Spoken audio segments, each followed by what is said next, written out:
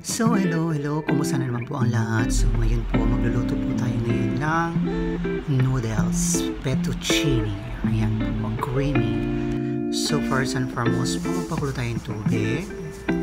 Maglagay ng asin. Maglagay po tayo ng mantika para hindi magdikit-dikit ang ating noodles. Ayan po yung ating sahog. So pag kumulo na po, ilagay na po natin yung ating noodles.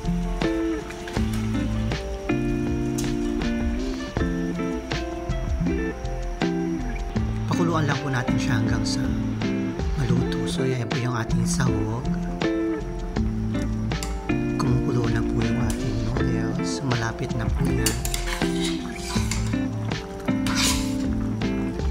Konting-konti na lang.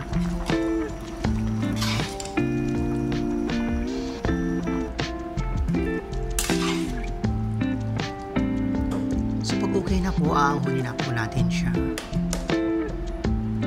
Siseparate po natin muna siya. And then, pagkatapos po niyan, magpapain po tayo ulit ng kawali.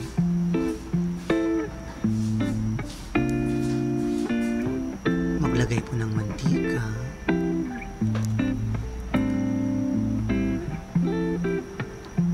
So, sisimulan na po na tayo maggisa ng ating ingredients at sa ating pasta sauce. So, maglagay po tayo ng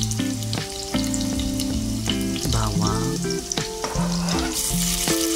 Lagyan natin po natin ng sibuyas.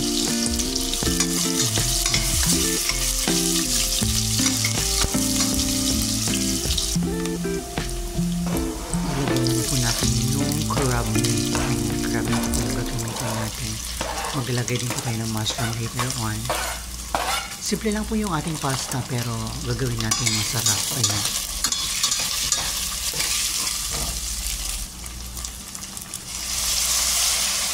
So, pinag-gisa po, lalagyan na po natin yung mushroom. Sliced mushroom po yun. So, yung ginamit ko lang po is mamurahin lang na mushroom. Hindi po naman natin kailangan gumamit ng mahal na mushroom or mahal na ingredients para lang magkaroon ng pasta na masarap.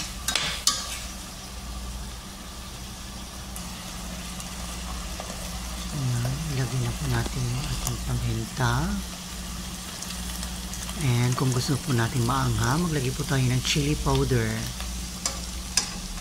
Tapos ilagay na po natin ang ating cooking cream. Pwede po kayong gumamit yan ng condensed milk, evaporated milk, and then yung creamless mushroom soup yan. Tapos maglagay na rin po ako ng tea cream. Malapit na po tayong matapos. Ayan po, papakuluan lang po natin yan ng very light. Siyempre, tikman po natin kung okay na siya. If not po, pwede magdagdag ng asin or anong gusto nyong pampalasa. Ayan. So, medyo kumulo na po siya. Ilalagay na po natin ang ating noodles.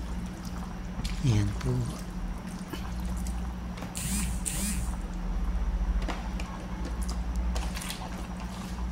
So, ayan po. Malapit na po tayong matapos sa pagluluto ng pasta. Napakasimple lang po. Plus, napakapabilis na i-prepare.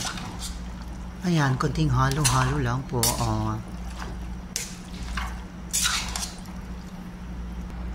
So, okay na po yung pasta natin. Haluin na lang po natin ng konti para mag-blend yung lasa at saka yung ating sauce doon sa pasta natin.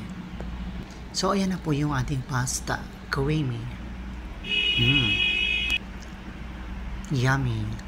Simple, hindi masyadong magarbo pero masarap. Ayan na po siya.